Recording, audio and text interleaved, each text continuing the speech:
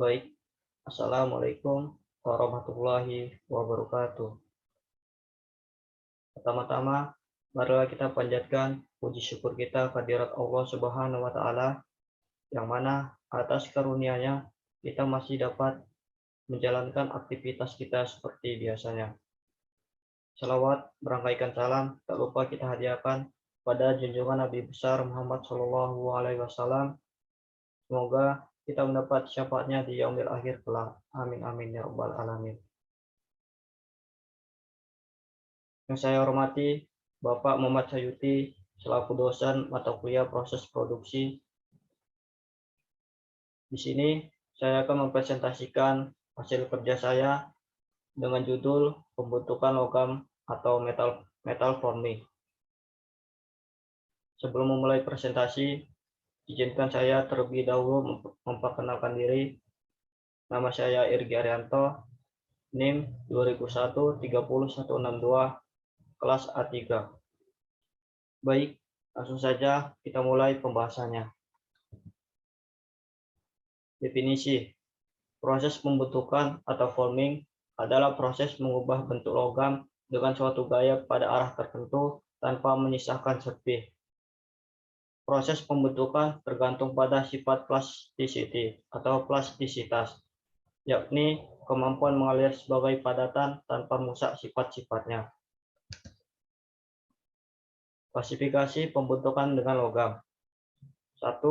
Klasifikasi berdasarkan benda kerja. A. Pembentukan benda kerja logam masif atau pejal bulk. Proses deformasi benda masif umumnya ditandai dengan terjadinya deformasi yang signifikan dan perubahan bentuk yang masif, serta rasio luas permukaan volume yang relatif kecil. Istilah bulk menggambarkan bagian-bagian pekerjaan yang memiliki rasio luas permukaan volume yang rendah. Bentuk benda kerja awal pada proses deformasi ini contohnya itu billet, logam silinder, dan batang logam persegi panjang. Teknik pengerjaan dasar benda kerja logam masif yaitu sebagai berikut. 1. Rolling. Proses deformasi tekan di mana ketebalan plat logam dikurangi dengan dua alat silindris berlawanan yang disebut roller. Roller berputar untuk menarik benda kerja ke dalam celah di antara roller tersebut dan menekannya. 2. Folding. Dalam folding atau penempaan, benda kerja dikompres di antara dua cetakan yang berlawanan, sehingga bentuk cetakan diberikan ke pekerjaan. Penempaan secara tradisional merupakan proses pengerjaan panas, tapi banyak jenis penempaan dilakukan dalam keadaan dingin. 3. Extrusion. Proses kompresi di mana logam kerja dipaksa untuk mengalir melalui bukaan cetakan, sehingga mengambil bentuk bukaan sebagai penampang bintangnya sendiri. Yang keempat, drawing. Dalam proses pembentukan ini, diameter kawat atau batang bundar dikurangi dengan menariknya melalui lubang cetakan. B. Pembentukan benda kerja logam lembaran atau flat sheet. Proses pengerjaan logam lembaran adalah operasi pembentukan dan pemotongan yang dilakukan pada lembaran, strip, atau gulungan logam. Rasio luas permukaan volume logam awal tinggi. Dengan demikian, rasio ini adalah cara yang berguna untuk membedakan pengerjaan deformasi bulk dengan pengerjaan deformasi sheet. Dalam proses pembentukan logam lembaran selalu dilakukan sebagai proses pengerjaan dingin dan biasanya dilakukan dengan menggunakan seperangkat alat yang disebut ram atau punch dan di atau cetakan. Teknik pengerjaan dasar benda kerja logam lembaran yaitu sebagai berikut. 1. Bending. Bending atau membengkokkan melibatkan penegangan plat logam untuk mengambil sudut sepanjang sumbu lurus atau biasanya. 2. Drawing.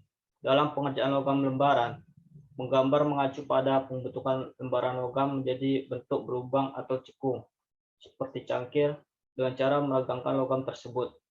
Penahan belangko digunakan untuk menahan blank, serta punch mendorong ke dalam lembaran logam. Operasi ini sering disebut juga dengan cold drawing dan deep drawing untuk membedakan operasi ini dari operasi drawing batang dan kawat. 3. Shearing. Proses ini mungkin kurang tepat jika disebut proses deformasi, karena melibatkan pemotongan dan bukan pembentukan. Operasi shearing memotong pekerjaan dengan menggunakan punch, paddle, dan die. Meskipun ini bukan proses pembentukan, proses ini dimasukkan di sini karena ini adalah operasi yang dilakukan dan sangat umum dalam pengerjaan logam lebaran atau plat logam. 2.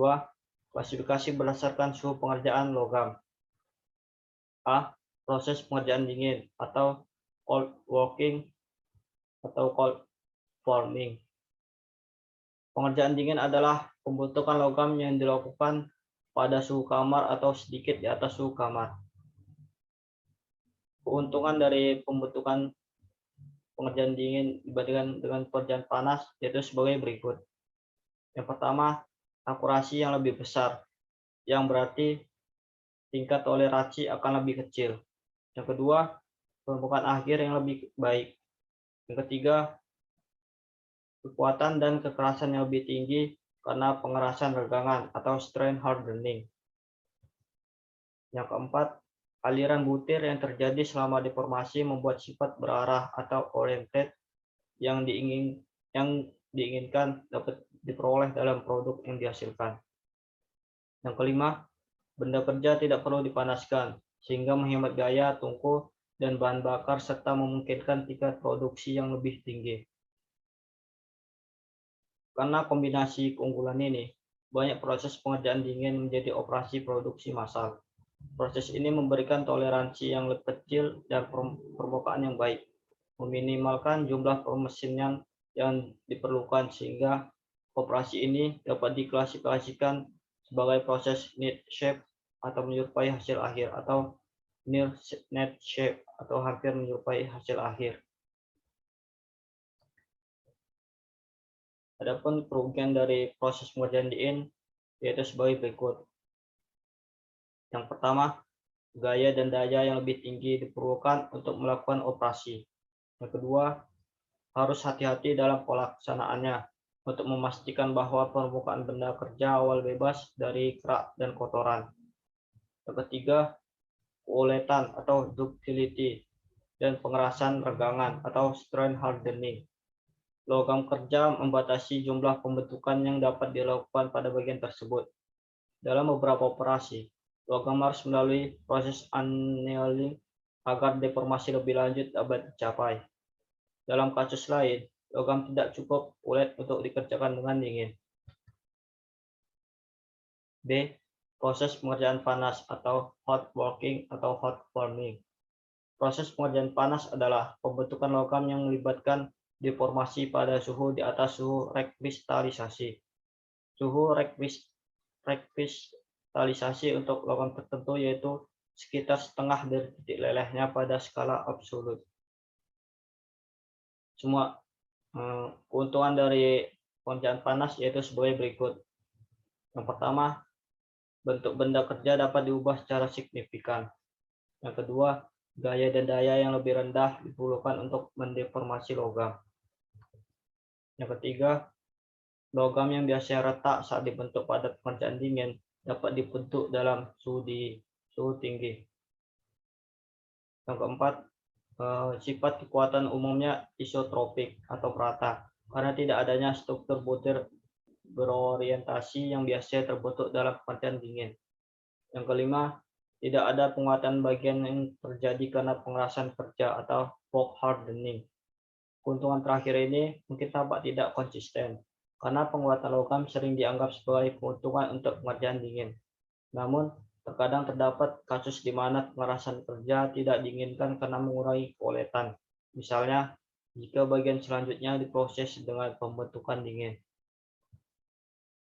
Kerugian dari pengerjaan panas itu sebagai berikut. Yang pertama, akurasi dimensi yang lebih rendah. Yang kedua, energi total yang dibutuhkan lebih tinggi atau karena energi panas untuk memanaskan benda kerja. Yang ketiga, oksidasi permukaan kerja. Yang keempat, permukaan akhir yang lebih buruk, sehingga umumnya wajib dilakukan proses selanjutan seperti finishing. Yang kelima, umur perkakas yang lebih pendek. Rekristalisasi logam dalam pekerjaan panas melibatkan difusi atom, yang merupakan proses yang bergantung pada waktu. Operasi pembentukan logam sering dilakukan pada kecepatan tinggi, yang tidak memungkinkan waktu yang cukup untuk rekristalisasi lengkap struktur rudal selama siklus deformasi itu sendiri. Namun, karena suhu tinggi, rekristalisasi akhirnya terjadi. Ini dapat terjadi segera setelah proses pembentukan atau saat benda kerja mendingin. Meskipun rekristalisasi dapat terjadi setelah deformasi yang sebenarnya, hasil akhir dan pelunakan logam yang substansial pada suhu tinggi adalah ciri-ciri yang membedakan pekerjaan panas dan pekerjaan dingin. Sekian presentasi yang dapat saya sampaikan. Lebih kurangnya saya mohon maaf. Saya akhiri. Wabillahi taufiq wal hidayah. Wassalamualaikum warahmatullahi wabarakatuh.